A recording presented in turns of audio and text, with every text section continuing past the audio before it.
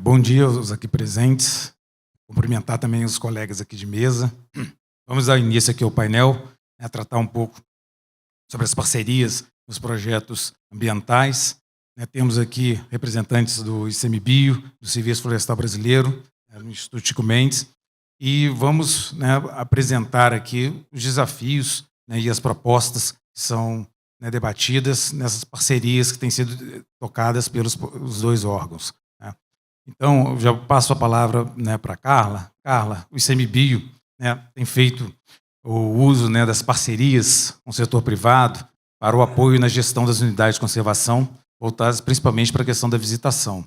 Então, você poderia trazer para a gente a experiência do ICMBio nessas parcerias, tendo em vista que não é algo novo, você já tem parcerias lá no Parque Nacional de Foz do Iguaçu, uma parceria antiga, já está renovada, tem um contrato novo em vigor, mas tem uma série de outros projetos que estão em andamento e os desafios que vocês vêm encontrando, principalmente nessa questão, por se tratar de um parque, a necessidade de ofertar uma infraestrutura de boa qualidade para fomentar a visitação e, principalmente, ali a questão da inclusão do ingresso, que, por vezes, traz um certo um desconforto junto à sociedade local. E também um ponto que foi, se possível, caber no nosso tempo aqui, um ponto que foi trazido aqui ontem, que é relacionado à questão da gestão contratual, tendo em vista que você já tem alguns contratos já em vigor. Por favor, Carla. Obrigado. Obrigada, Andrei. E obrigada também à mesa toda, essa parceria que a gente já tem aqui de longo prazo. Então, sempre bom estar entre parceiros para a gente conseguir continuar nesse desafio que são os novos contratos, além dos contratos que a gente tem aí vigente de concessão relacionada às unidades de conservação. Então, como o Andrei começou aqui na fala dele, então, apesar da gente ter já o primeiro contrato de concessão ainda da década de 90 com o Parque Nacional de Foz do Iguaçu, a gente tem hoje acumulado apenas 13 contratos de concessão em unidades de conservação. Então, é um número ainda pequeno, mas que dá muito trabalho na gestão contratual. Então, a gente tem esse desafio de olhar para o sistema como um todo, olhando para o Instituto Chico Mendes, que faz a gestão de 344 unidades de conservação, e como que a gente consegue aprimorar, como é que a gente consegue trazer melhores resultados para a sociedade, e quando a gente olha para a infraestrutura, quando a gente olha para os desafios que a gente tem do público que busca as unidades de conservação como um lugar para conhecer, em especial os parques nacionais.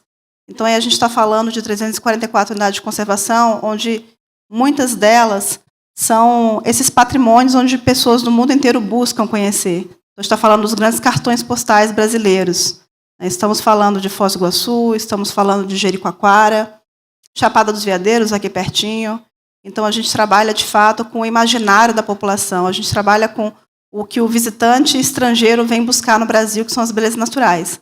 Então, nosso desafio é não somente que o contrato dê certo, mas que a gente tenha uma estrutura adequada, que é o contrato funcionando, para que todo esse público, não só brasileiro, mas estrangeiro, consiga, de fato, ter uma boa percepção do que funciona e de que funciona no Brasil essa gestão desses parques nacionais.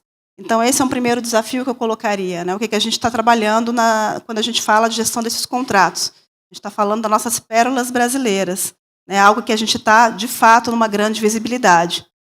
E, mesmo assim, a gente tem esse grande olhar mundial nessas áreas, ainda são contratos muito pequenos quando a gente compara com outros contratos de infraestrutura. E aí a gente tem, por isso, diversos desafios quando a gente vai trabalhar numa estruturação de um contrato. Então, o que realmente cabe na conta do privado para ele realizar? Como que a gente consegue aportar recursos previamente, em especial previamente, recursos públicos, para que a gente consiga minimizar alguns custos que o privado vai ter que operar na unidade de conservação. Então, toda essa matemática, todo esse contexto que a gente tem, ele é um grande desafio para a estruturação e que tornam hoje poucos parques nacionais passíveis de a gente ter um contrato de concessão. Então, de fato, temos hoje 13, mas o potencial de ampliação desse número de contratos é muito pequeno, frente ao que a gente tem de demanda, porque realmente quem paga a conta, nesse caso, é o visitante, a gente aportando parte dos recursos para investimentos, mas grande parte do recurso, quem paga mesmo, depende mesmo do número de visitas que a gente tem no Parque Nacional. Então, é uma conta que ela é difícil de se fazer quando a gente pensa na estruturação, né? E toda essa busca que a gente tem de ofertar uma infraestrutura que ela seja adequada para os diferentes públicos. Então, quando a gente tem um Parque Nacional com uma visitação inicial, né, começando, se estruturando, então a gente acaba privilegiando alguns públicos muito específicos, em especial aquele que já frequenta áreas naturais, o aventureiro, mas a gente não quer só esse público. Então, de fato, a gente busca estruturas que consigam atender grupos de família como um todo, para que a gente consiga atender também pessoas com baixa mobilidade, ou com deficiência, algum tipo de deficiência. Então, como que a gente consegue ter esses diferentes públicos nesses locais? De fato, depende de uma infraestrutura, depende de uma diversificação de atividades, de serviços que a gente consiga ter para o visitante um maior conforto, um deslocamento, como um transporte, seja ele aquaviário, seja ele terrestre, alimentação, a venda de lembranças ou de alguma conveniência. Então, todo esse combo de serviços é o que a gente busca nos nossos contratos para que a gente consiga ter todo tipo de público e não somente um público como a gente tem ainda nessas unidades que estão no início da sua carreira de estruturação. E aí, então, esse entra como um grande desafio, e como também o Andrei trouxe, essa questão do ingresso, que ele é um grande gargalo que a gente tem nos nossos contratos. Então, todos os contratos que a gente tem de concessão, em unidade de conservação, eles têm a cobrança de ingresso. Em muitos locais é tranquilo, é trivial, porque todo o trade turístico, todo o entorno já cobra o ingresso por seus atrativos, né? A gente fala que, em geral, onde tem um parque nacional, tem outros ativos naturais, ativos culturais, que a gente tem essa cobrança já da região como um todo. Agora, em outros locais, não é bem recebido, a gente tem um grande desafio de conseguir implementar a cobrança de ingresso, é o que faz, muitas vezes, o projeto ser frustrado. A gente não conseguir qualquer apoio político, social, enfim, de qualquer meio que a gente consiga apoio para implementar uma concessão numa localidade. Então, para a gente é um grande desafio disso. Até porque, quando a gente pensa na cobrança do ingresso, é importante que a gente vá trabalhar com como que a gente quer trabalhar com as gratuidades, com os descontos, quais são os públicos prioritários para essa política de ingresso numa unidade de conservação. Então, em geral, a gente tem as políticas de desconto para pessoas do entorno da unidade de conservação, então moradores do entorno, para crianças. Então, em algumas unidades de conservação, até 6 anos de idade, vem a gratuidade, algumas até 12 anos de idade.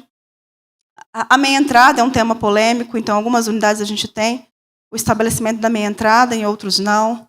A gente vem trabalhando também com a gratuidade, né, nesses novos contratos, novíssimos contratos, com a gratuidade também para pessoas inscritas no CAD único. Então, toda essa forma que a gente tem de atrair alguns públicos específicos, isso também, por outro lado, ele pesa para aqueles públicos que não se encaixam em nenhum desse enquadramento. Então, esse é um desafio que a gente tem grande, de como que a gente consegue, né, para quem e onde, e como que a gente consegue fazer a cobrança, e isso, naturalmente, reverter em infraestrutura para todo o público que vai visitar aquela unidade de conservação. Então, o nosso desafio com esses contratos tão apertados, eles também, naturalmente, demonstram, né, esse desafio quando a gente fala na gestão contratual. Então, contratos onde a gente tem outorgas, muitas vezes, muito baixa, com baixa margem também, para a gente discutir os reequilíbrios econômicos. Então, isso faz com que a gente se desafie sempre de como que a gente consegue dar uma melhor resposta, um melhor resultado, para toda essa análise que a gente tem em relação a reequilíbrio, e também em termos aditivos, enfim, como que a gente consegue modernizar contratos também mais antigos e trazer esses diferentes componentes de outros setores do governo também para a gestão contratual. Então, assim, é interessante esse evento, porque a gente se vê, né, como mais um na multidão, na questão dos problemas, dos desafios que a gente tem na gestão dos contratos. Então, a gente compartilha os mesmos desafios, como a questão de equipes, né, equipes insuficientes, equipes que necessitam constantemente de uma capacitação, trocas constantes nas equipes também. Então, todo esse desafio que a gente tem na gestão contratual, né, e justamente com esses desafios que a gente tem, dos formatos, né, dos perfis dos nossos contratos, eles fazem com que a gente tenha, de fato, um grande gasto de energia para conseguir ter bons contratos, e sempre lembrando que o nosso público-alvo é o visitante, né, que vai buscar uma melhor estruturação, então a gente, de fato, deve fazer com que isso tudo dê certo. E não somente isso, um ponto que é importante, quando a gente pensa no contrato de concessão, que onde a gente tem um parque nacional funcionando bem, tem, de fato, o investimento do privado, né, junto ao poder público, e consegue ter uma boa gestão, né, ter bons resultados de estruturação, todo o entorno que está em volta ali daquela unidade de conservação, ele ganha economicamente. Então, a gente faz, de fato, o setor turístico funcionar muito melhor quando a gente faz, né, tudo isso dar certo. Então, por isso que aumenta essa nossa responsabilidade de fazer com que a gente tenha um ganha-ganha, né, para o privado, para o público, para a localidade, para o visitante, e aí, concluindo aqui a minha fala, olhando como um todo para o Brasil, né, de ver, de fato, o seu cartão postal como, de fato, uma propaganda mesmo brasileira de algo que funciona. Então, para a gente, essa é a importância da gente ter um bom contrato de concessão, bem estruturado, bem gerido, mesmo com todos esses desafios que a gente tem, que eles não são poucos, pensando aqui no nosso setor. Tá? Acho que é isso. Perfeito, Carla. Obrigado pelas considerações. Acho que é importante destacar que as concessões, né, as parcerias nos parques também auxiliam, né, na questão da preservação do meio ambiente, né? É mais um instrumento ali para poder auxiliar. E a questão da qualificação, eu acho que é um ponto que todos, né, tanto o Serviço Florestal aqui e outros órgãos, né, de governo que estão, né, fazendo uso das parcerias, carecem desse tipo de apoio justamente para poder encarar todos os desafios, não só na fase de estruturação, mas principalmente o que tem sido agora, né, destacado muito a questão voltada para a gestão do contratual. Nesse contexto, Carlos, lá pelo CEMEIA, né, vocês são um parceiro importante, tanto para o ICMBio, né, junto lá com o BNDES, né, tem feito o apoio, né, durante as estruturações dos projetos, né, para o ICMBio, e vocês, né, fizeram recentemente uma pesquisa justamente voltada para essa questão, né, de identificar essa parte de quão importante é a gestão contratual. Você poderia trazer para a gente um pouco do que, né, dos resultados dessa pesquisa, explicar também um pouco do CEMEIA e né, do apoio, quão é importante termos, né, essa questão dos investimentos nas unidades de conservação para fins de visitação, para fomentar o uso sustentável dessas unidades. Bom dia, boa tarde, né? Boa tarde, pessoal. Primeiro eu queria agradecer, Andrei, mais uma vez aqui ao PPI, que nos dando a oportunidade de falar um pouquinho dos parques do Brasil, cumprimentar aqui os colegas de mesa, né? Parceiros. Então eu vou apresentar rapidamente o CEMEIA e depois vamos falar aí desses números. O Instituto CEMEIA é uma organização sem fins lucrativos que tem como missão transformar as áreas protegidas e os parques motivo de orgulho para brasileiras e brasileiros. A gente atua há 14 anos e nesses 14 anos nós apoiamos 21 entes governamentais, dentre eles ICMBio e BNDES, né? Nós temos acordo de cooperação técnica para fornecer esse apoio de conhecimento técnico em parcerias, promoção dos parques e também produção de conhecimento ligados ao tema. Tá? Nesses 14 anos, nós também apoiamos 39 projetos de parques, né, de parcerias em parques. A nossa estratégia da mudança se baseia na seguinte lógica. Parques mais bem conservados atraem mais visitantes. Essa visitação demanda mais serviços. A prestação de serviços gera emprego e renda local. E essa geração de emprego e renda local faz com que os parques sejam mais bem conservados. Então, nós entendemos no CEMEIA que, para fazer essa roda girar, as parcerias são ferramentas importantes, né? Mas elas são apenas ferramentas, né? Elas não são um fim em si mesmas. Nós entendemos que elas são fundamentais, mas no fim do dia, o que é interessante é despertar na população o interesse em conhecer os parques, fortalecer o uso público, né, e gerar infra para esses parques, né. Então, recentemente nós fizemos umas projeções, né, hoje, salvo engano, a visitação dos parques, falando de parques nacionais apenas, está em 12,5 milhão, dados de 2024, né, do CMBio, e observando essa taxa de crescimento composta, nós projetamos que essa visitação poderia chegar em 19,7 milhões até 2030. Tá? Essa visitação de 19,7, ela geraria um impacto anual de 20 bilhões na economia nacional. E esses 20 bilhões pode parecer pouco se a gente comparar, como a Carla colocou aqui, com outros setores, mas ele pode nos possibilitar pensar, deixar de ver os parques como uma linha de custeio e despesa nos orçamentos públicos e começar a enxergá-los como vetores de desenvolvimento, né? Mas para isso a gente tem alguns desafios, né? Alguns deles, que os parques, segundo os dados do Emitur, os parques ainda não são a preferência dos brasileiros, né? 60% preferem o turismo de sol e praia. E segundo uma pesquisa que nós fazemos a cada 2 anos, também 60% desses parques, aí não só falando de parques nacionais, né, mas os parques Brasil afora, 60% ainda não possuem infraestrutura mínima para receber o visitante. Então, como resolver isso? Nós entendemos que as parcerias são uma ferramenta para isso, e pensar de maneira integrada as pastas de meio ambiente com as pastas de turismo, e por que não as pastas do setor econômico, do setor público, né, secretarias de fazenda, criarem políticas públicas em conjunto, né, e olhando para os parques como vetores de desenvolvimento de fato, né.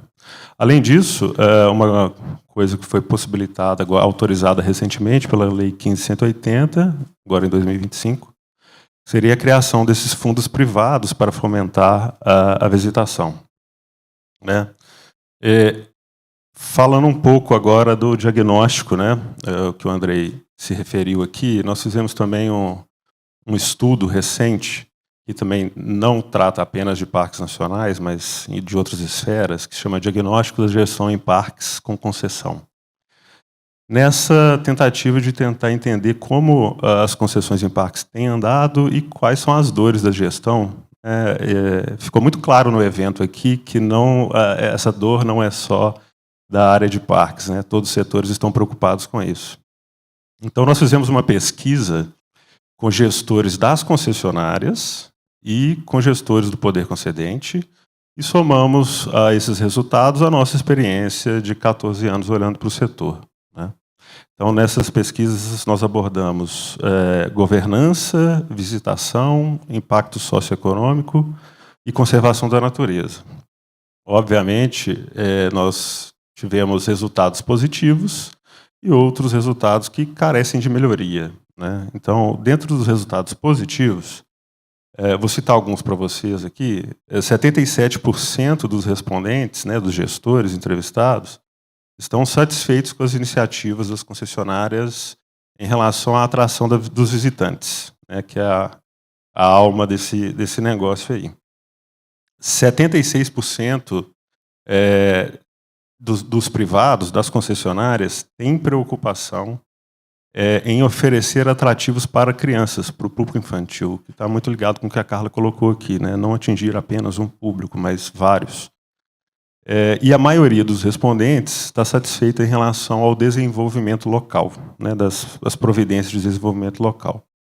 Então, em resumo, o que a gente tem de pontos positivos seria a melhoria da experiência do visitante como um todo, essas parcerias, e o aumento das opções de lazer, né, além da valorização dos atributos naturais e a integração com a comunidade local.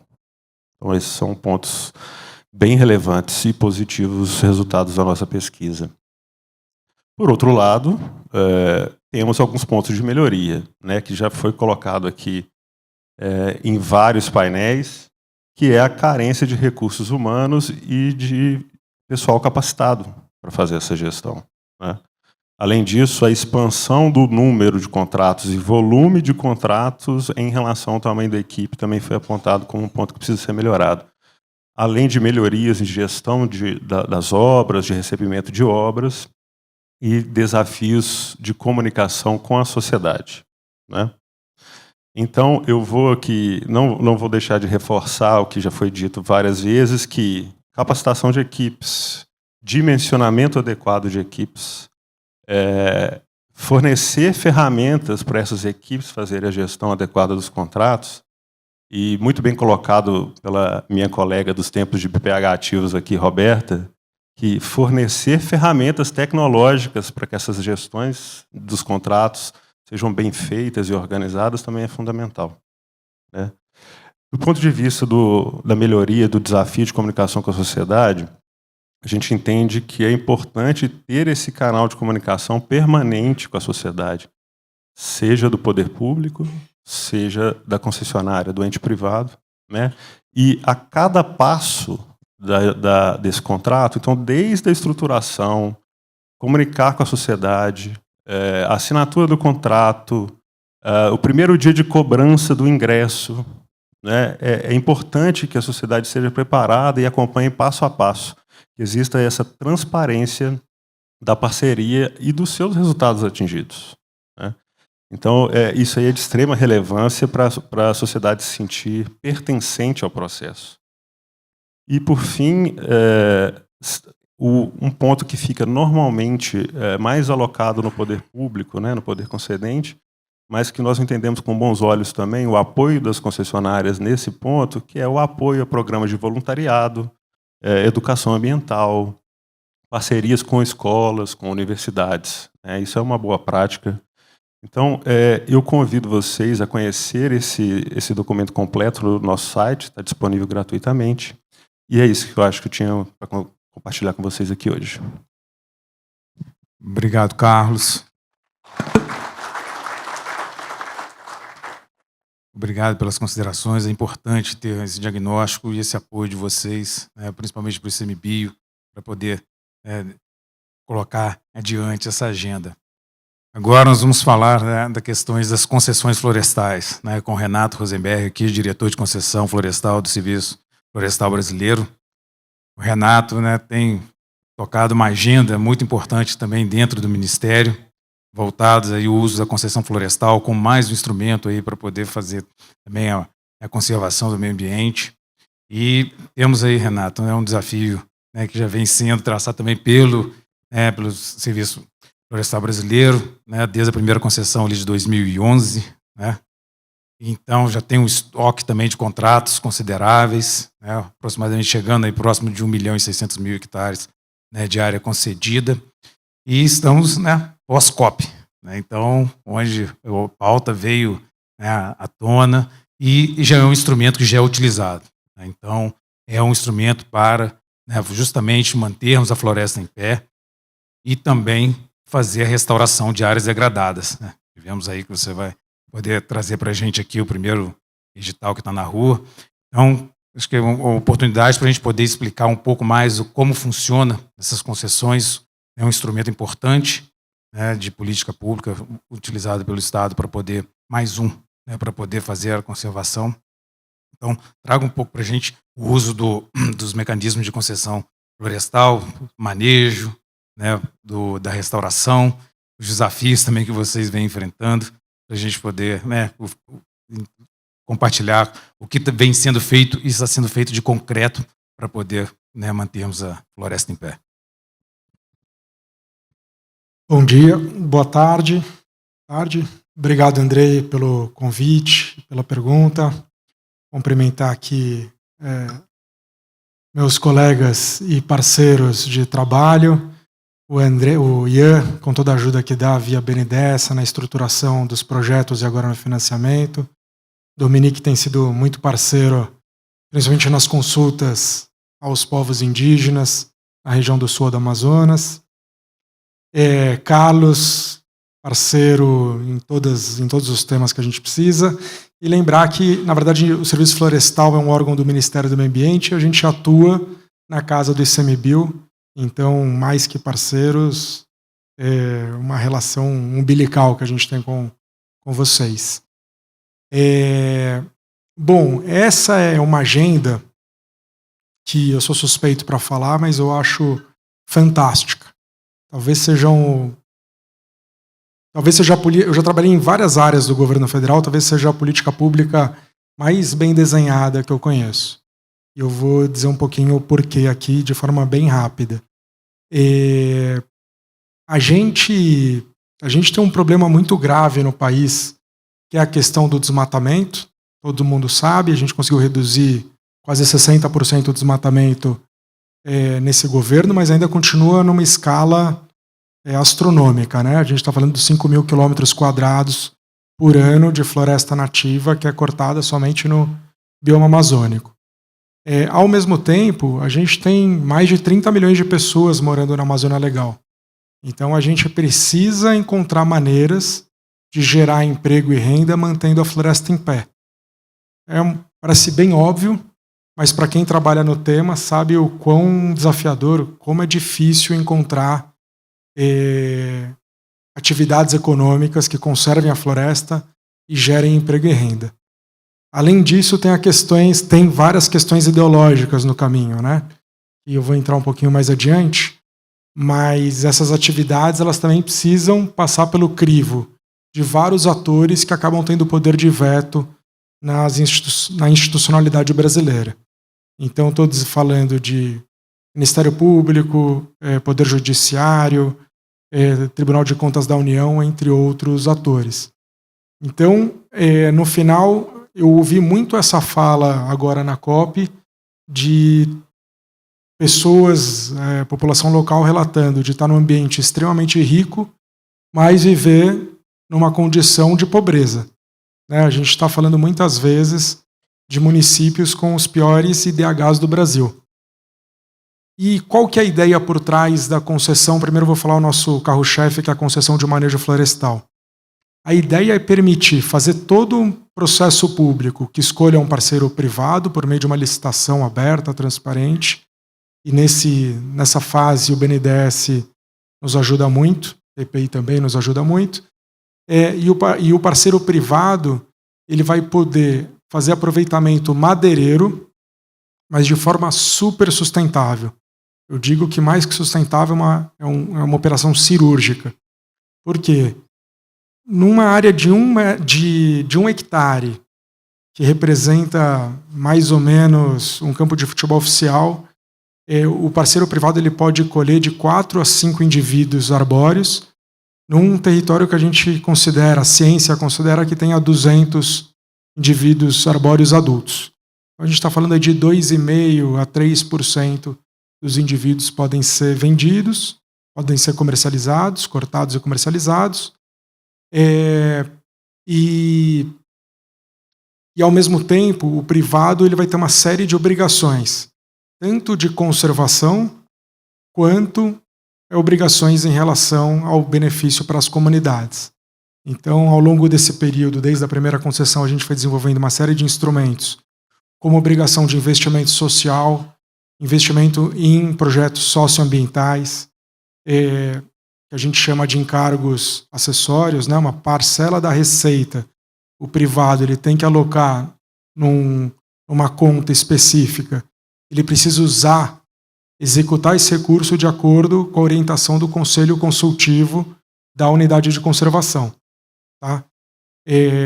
Muitas vezes nesse Conselho Consultivo participam ICMBio, Serviço Florestal, sociedade civil, as empresas, as lideranças indígenas. Eles vão chegar em consenso sobre o que fazer com esse recurso e o privado, o concessionário, vai ter que executar esse recurso. Para vocês terem uma ideia, estava falando da questão do IDH dos municípios brasileiros. O pior IDH do Brasil é o município de Melgaço, na ilha de Marajó, pertinho, entre aspas, de Belém, da COP. Esse ano, eles têm disponível para investimento em projetos sociais, por causa das concessões florestais, R$ 7 milhões. É muito dinheiro para a ponta. Acho que, como foi colocado aqui, não é uma questão de PIB, não movimenta PIB, mas em termos locais, a gente fez um estudo com a Imaflora, que é uma ONG consolidada no país. Eles contrataram um econometrista para fazer análise do impacto em termos de emprego das concessões. A gente verificou um aumento de 20% das vagas de trabalho nos municípios formais, isso é bem importante, nos municípios em que a gente atua. Muitas vezes o concessionário é o maior pagador de tributo dos municípios que a gente atua, o maior gerador de emprego nos municípios que a gente atua. E eu estava falando das 5 árvores que a gente permite o concessionário colher, certo?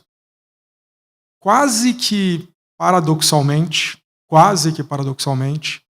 nas áreas em que a gente atua, existe uma redução brutal do desmatamento.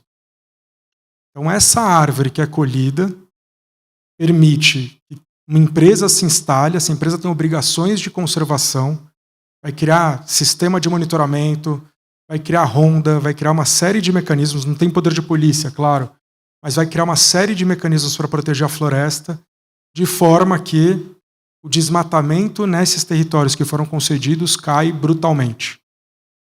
E, consequentemente, essas empresas podem, inclusive, gerar crédito de carbono, porque houve uma queda no desmatamento nesse território. Então, é um ganha, ganha, ganha, ganha, ganha, ganha.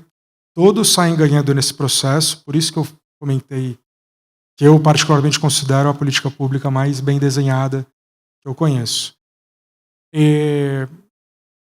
Tem um paralelo que eu acho que ele é meio feio, mas eu acho que ele é muito ilustrativo, que é um terreno público num centro urbano. Um terreno que ficar largado, sem proteção, sem guarda, sem uso, a gente sabe o que vai acontecer se ele estiver no centro de São Paulo, no centro de BH. Né? Ele vai ser invadido, vai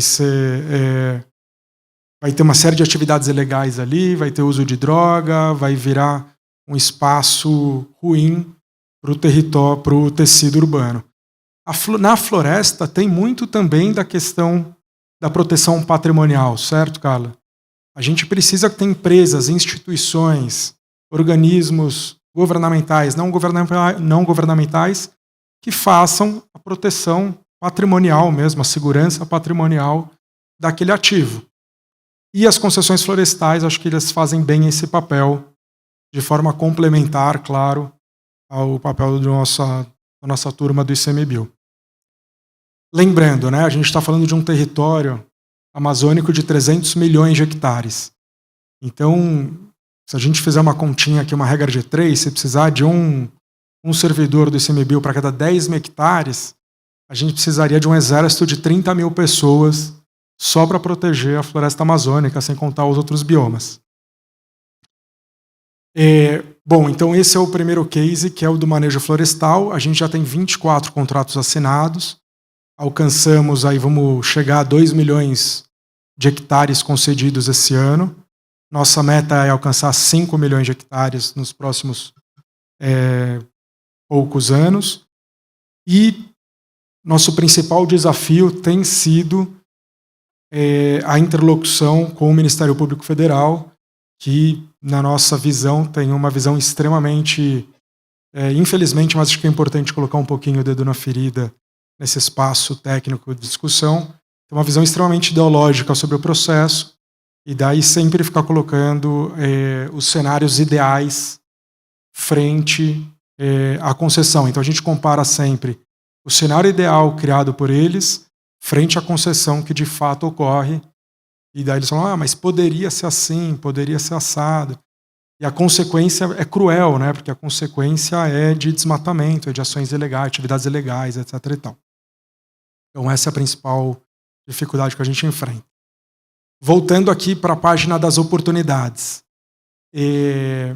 A inclusão do carbono como uma fonte de receita aos nossos projetos permitiu que a gente pegasse grandes áreas degradadas, principalmente na Amazônia, e a gente estruturasse a primeira concessão de restauração na Floresta Nacional de Bom Futuro, em Rondônia. Qual que é a ideia por trás desse projeto?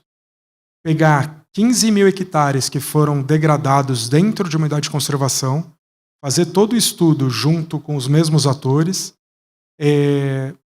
fazer uma licitação em escolher um privado que vai ser responsável por restaurar essa área.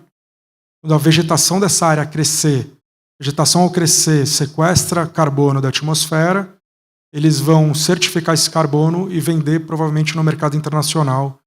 É um carbono que a gente gosta de dizer que é um carbono premium, né?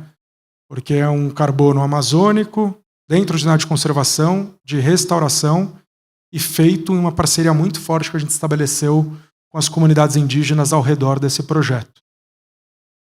A gente lançou o primeiro edital agora na COP.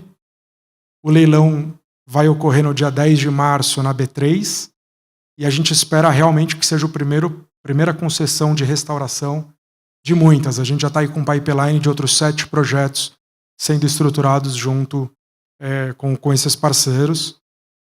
E a ideia é criar um setor que hoje quase inexiste no Brasil, que é esse setor da restauração, né?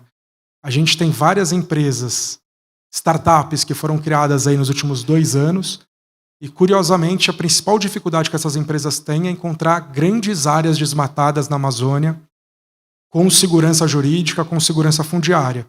E é isso que o governo vai oferecer, infelizmente, porque, infelizmente, essas áreas foram desmatadas, mas a gente vê a possibilidade de criar um novo setor com geração muito intensiva aí de emprego, renda e outros benefícios para as comunidades.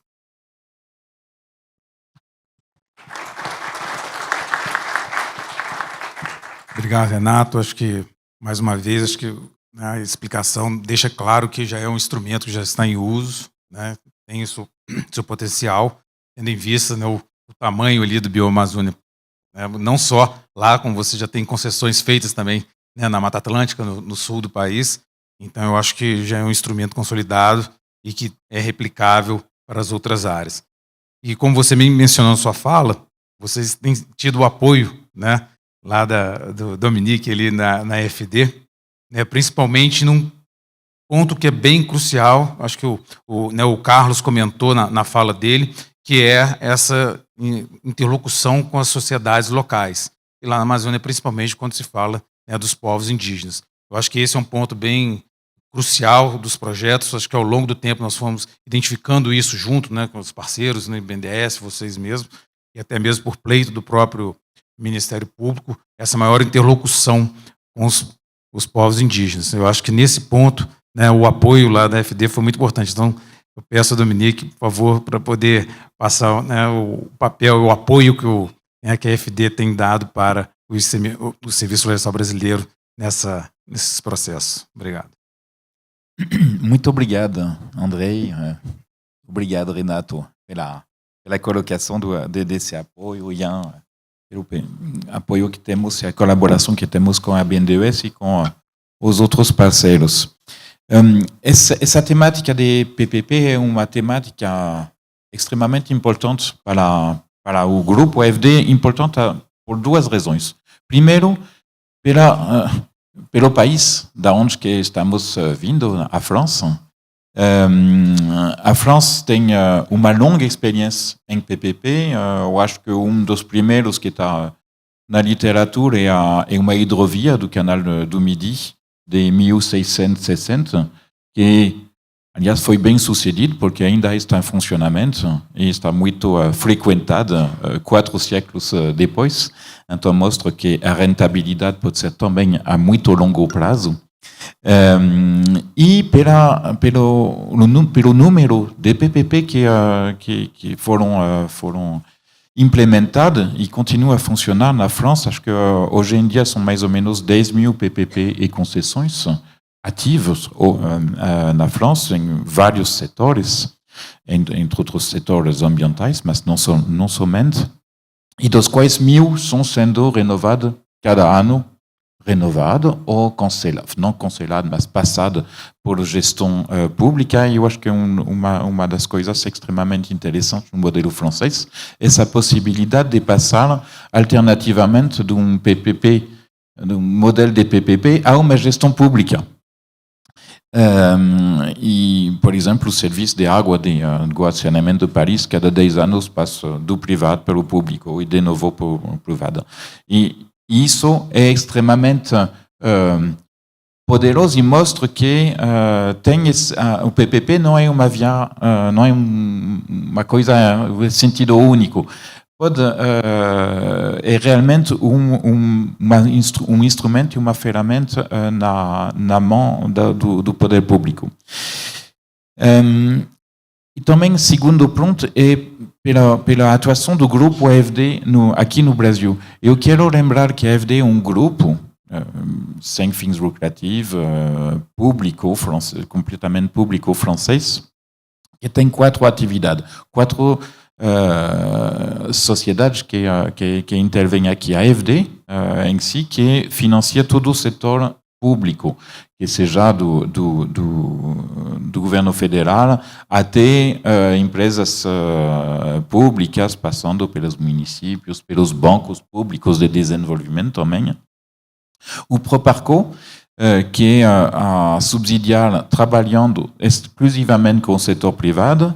A STOA, que é um fundo de investimento que trabalha na área de infraestrutura, entre outras coisas, infraestrutura ambientais. E o quarta ferramenta é Expertise France, que traz expertise e assistência técnica. E as 4 entidades estão trabalhando aqui no Brasil em diferente nível dos PPP, de toda a cadeia dos PPP e vários setores. A estratégia da AFD, nesse sentido, tem 4 pontos. O primeiro é de apoiar as estruturas como o PPI no ambiente e na regulação dos PPP. O segundo é apoiar no planejamento e na implementação dos PPP. O terceiro é financiar a parte pública dos PPP. E o quarto é financiar a parte privada. Então, vou tentar mostrar um pouco como isso que se articula aqui no Brasil. Em 2018, a AFD apoiou o PPI para elaborar modelo de regulamento, por exemplo, o modelo regulatório da gestão de resíduos sólidos aqui no Brasil, e também apoiar nessa temática de PPP com troca de experiência, entre outras coisas, com a França. Estamos em discussão com o PPI para uma renovação dessa parceria com novas expertise e assistência e troca de experiência. Em 2024, a AFD, dessa vez, não é, o primeiro era a Expertise France, agora a AFD, apoiou o PPI na implementação de uma plataforma de gestão de PPP para aumentar a transparência, para aumentar também, para permitir fazer todos os estudos, dar todo o apoio, por exemplo, na área de concessão florestal, como que se não esquece a parte de consulta das populações beneficiárias ou impactadas na montagem e na elaboração dos editais de PPP. Ao mesmo tempo, a AFD também, através da Caixa Econômica Federal, implementou fundos para apoiar o planejamento e a realização, o estudo de PPP na área de resíduos sólidos, na área de água e saneamento, na área também de iluminação pública. E esses fundos, sendo um fundo revolving, ainda, depois da realização dos PPP, ainda são disponíveis, é uma chamada, para outros apoios, outros estudos que podem ser realizados para promover PPP, principalmente municipais. O Renato estava falando do apoio através do BNDES e em conjunto com o Serviço Florestal sobre as concessões florestais, através de um programa de bioeconomia que foi implementado há 2 anos atrás na região amazônica. apoiamos o BNDES e o Serviço Florestal nessa questão de consultação com as populações indígenas sobre o uso do território, de modo a permitir de avaliar qual seria o que deve ser o perímetro dessas concessões florestais em área indígena e de trocar boas práticas com a França, que não tem áreas indígenas, mas que tem muitos PPP na área de gestão ambiental. Em termos de financiamento, porque afinal o grupo AFD é um banco de desenvolvimento, então financiamos cerca de, esse ano, 8 bilhões de reais de projetos, a maior parte na área de água e de saneamento e outras áreas.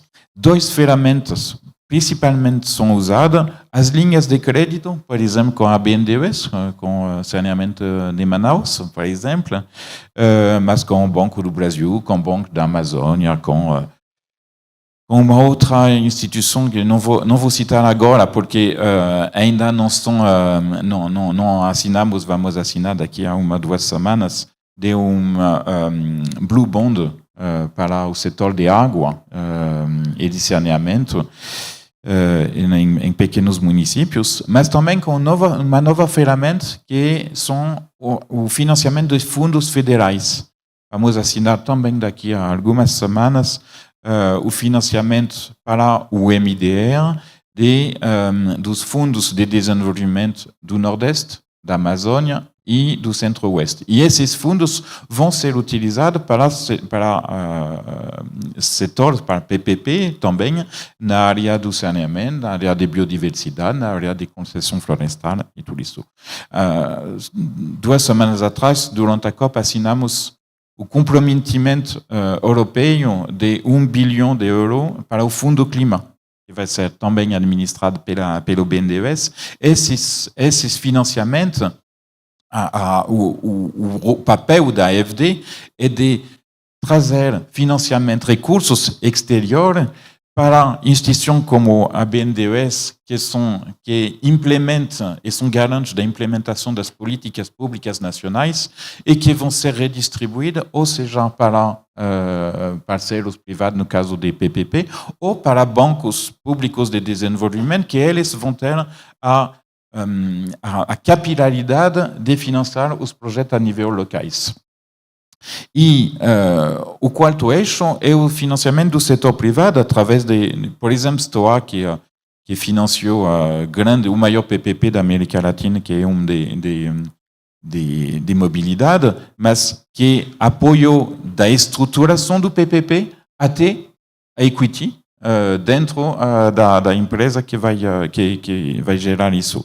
Mas é também Proparco, vejo o meu colega aqui, que financia Sabesp, OEGA, na área de água, junto com Bininvest, para o saneamento, para a depoluição do rio Tietê, então, para serviços também ambientais. E eu não queria terminar sem falar de instrumento misto. Esses instrumentos mistos são, por exemplo, com o Proparco vamos financiar o saneamento em São Luís e no Maranhão. A AFD financiando a parte pública, o Proparco financiando o operador privado que foi escolhido através do PPP.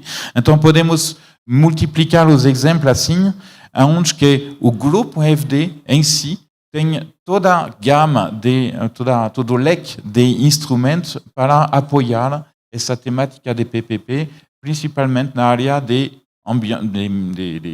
PPP ambientais e de desenvolvimento baixo carbono, que é um mandato da AFD aqui no Brasil.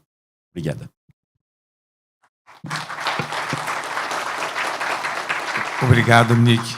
E, como mencionado, né, o papel do BNDES, não só como financiador, mas aqui principalmente como né, o apoiador e estruturador aqui dos projetos, tanto do Serviço Florestal Brasileiro quanto do ICMBio, em parques, né, e nas concessões florestais. Então, com isso, Ian, gostaria que você trouxesse aí o papel aí, né, do banco nessa questão dessa pauta ambiental, principalmente aí trazendo a questão do arco, né, da restauração, um projeto lançado pelo banco. Acho que é importante, né, trazermos essas atuações, né, operações que o banco vem fazendo para poder dar esse apoio nessa política pública aí de restauração e conservação da floresta. Obrigado, Andrei. Boa tarde a todos. Queria primeiro parabenizar a figura do Andrei, o PPI, por organizar esse evento tão importante e com temas tão relevantes para a gente discutir as PPPs, as concessões, as parcerias.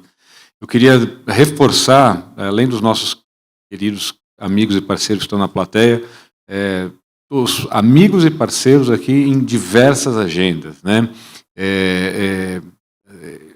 Assim, é até difícil de mencionar a quantidade de frentes de trabalho que nós temos com a AfD, Dominique, então é um prazer estar sempre com você, e a AfD e o Banco e o BNDES são parceiros em várias agendas.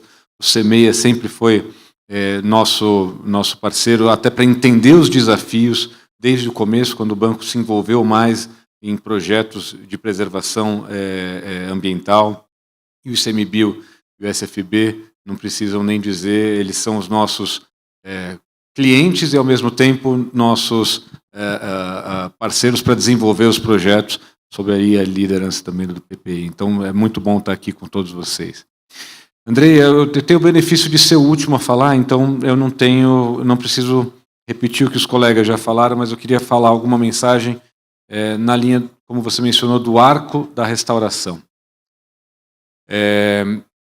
O arco da restauração, o presidente Mercadante tem falado, a gente tem colocado em todas as campanhas de comunicação do BNDES, o arco da restauração é olhar para a área de maior pressão por desmatamento na Amazônia, de uma forma invertida. A gente está olhando aquele que é o chamado historicamente do arco do desmatamento como um arco de restauração, é um arco que temos oportunidades para recompor a floresta, mas eu queria chamar a atenção para uma coisa que a gente tem mencionado aqui. A floresta é destruída, os ativos ambientais são destruídos ou prejudicados ou são usados de forma irregular ou ilegal, porque aquela é a oportunidade econômica que aquelas populações têm. O que nós temos enquanto banco de desenvolvimento, parceiros do desenvolvimento, órgãos públicos que fazer, é desenvolver as políticas públicas para dar oportunidades diferentes para o uso daquele ativo. Imaginar que aquela floresta vai ficar em pé e que o comando e controle e que leis de proibição de utilização daquele espaço vão ser suficientes para manter aquilo preservado como era ou como deveria ser, é um imaginário que não é condizente com a realidade. E o nosso papel aqui, acho que todos aqui que estão sentados são parceiros nessa agenda, e a gente mencionou várias frentes, desde uso público para visitação, manejo, restauro, são várias políticas públicas, são tipos de projetos que têm em comum a destinação daquele espaço para atender um conjunto de políticas públicas. O primeiro de todos, preservação ambiental. O meio ambiente, aquele ativo ambiental, ele desempenha um conjunto tão grande de serviços para a humanidade que a gente não consegue nem precificar e nem listar aqui.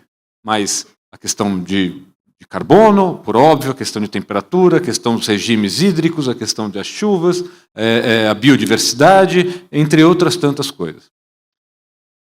Mas aquilo também é uma oportunidade para desenvolvimento econômico e social. Renato falou muito bem, e várias vezes a gente tem que repetir isso. A floresta é uma oportunidade de trabalho legítimo, gerando emprego e renda legítimos, gerando produtos que são legitimamente necessários no mercado, por óbvio madeira, mas entre outros tantos produtos que são usados, né, produtos não madeireiros que são retirados da floresta, e que o mercado precisa daquilo, e que se a gente fizer isso de forma ilegal, a gente vai fazer da pior forma possível, que é a forma de destruir, mas se a gente fizer da forma legal, a gente está gerando emprego, renda, impostos, nós estamos gerando empresas organizadas, então empreendedores que estão gerando lucro, acumulando lucro, gerando oportunidades, pagando impostos, melhorando aquele ambiente urbano próximo da floresta onde vivem as pessoas, estão pagando impostos para ter hospital, para ter escola, para ter saneamento, para ter oportunidades para aquela população viver. Então, condenar as populações, os 30 milhões de habitantes brasileiros que vivem na Amazônia, às oportunidades ilegais, é condenar uma população enorme e, ao mesmo tempo, uma população, não só uma população enorme, mas a nossa floresta, o nosso ativo ambiental. O que nós estamos construindo aqui é uma oportunidade para a preservação e para o desenvolvimento econômico e social daquelas populações, né? E também dos mercados associados aos produtos que vêm da floresta. Então, assim, para mim, pessoalmente, é um orgulho poder participar dessa agenda, e para o banco essa é a agenda caríssima, e o banco tem vocalizado demais no tom do Arco da Restauração a importância da gente olhar para a floresta de um jeito positivo, de um jeito de oportunidades, e que no resumo do final aplicar políticas públicas de desenvolvimento econômico e social naquelas regiões, políticas que nunca foram implementadas, e por causa disso, aquela região e aqueles ativos ambientais foram tão pressionados. As frentes são inúmeras, e a gente mencionou elas aqui, acho que a gente pode passar dias conversando sobre isso, mas a mensagem que eu queria deixar para vocês é isso. Nós temos que olhar do lado positivo, e o lado positivo sintetiza-se no Arco da Restauração, e nada disso é possível sem a articulação muito forte dos atores que estão aqui e de tantos outros que são nossos parceiros. Esse é um esforço muito grande, mas é um esforço que todo mundo ganha. Só quem perde são as atividades ilegais. Então eu acho que a gente está no caminho certo. Eu queria parabenizar todos nós aqui por estarmos nessa frente. Obrigado.